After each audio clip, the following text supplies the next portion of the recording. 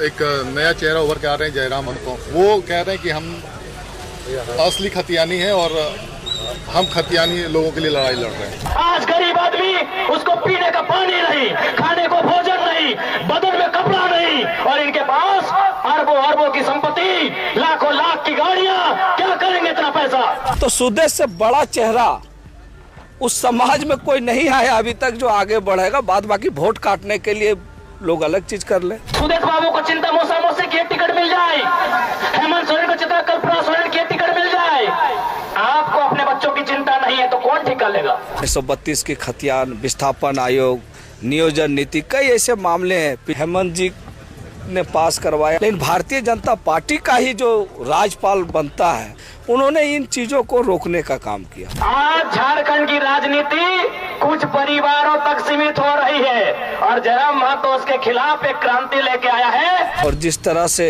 हेमंत जी ने जन कल्याणकारी योजनाएं झारखंड मुक्ति मोर्चा, कांग्रेस, राजद के ये से जिस गठबंधन ने जिस तरह से यहाँ पर जन कल्याणकारी योजनाएं लाए, निश्चित रूप से इसका फायदा मिलेगा। ये थोड़ी बहुत कुछ चीज़ें रह गई, आपने देखा होगा कि जैसे 1932 की खतियान, विस्थापन आयोग, नियोजन नीति, कई ऐसे मामले हैं, पिछड़ों को आरक्षण, इन सारी चीज़ों को लेकर विधानसभा से सर्वसम्मति से हेमंत जी ने पास करवाया और यहाँ तक कि पूरे दल ने पास कराया। भारतीय जनता पार्टी का भी जन समर्थन मिला। लेकिन भारतीय जनता पार्टी का ही जो राज्यपाल बनता है, देश में जिस पार्टी की सत्ता रहती है उसके गौन होते, उन्होंने इन चीज़ों को रोकने का काम किया। तो मुझे लगता है कि इस बार जनता पूर्ण बहुमत के साथ फिर से हेमंत जी के नेतृत्व में यहाँ पर एक नया।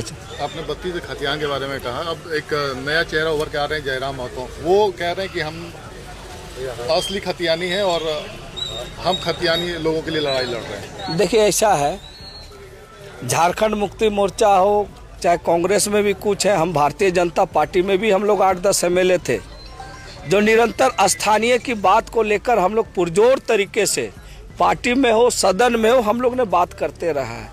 ये अलग चीज़ है, क्योंकि कुछ ऐसे चीज़ें हैं जो लोगों को दिग्भ्रमित करने वाली चीज़ें।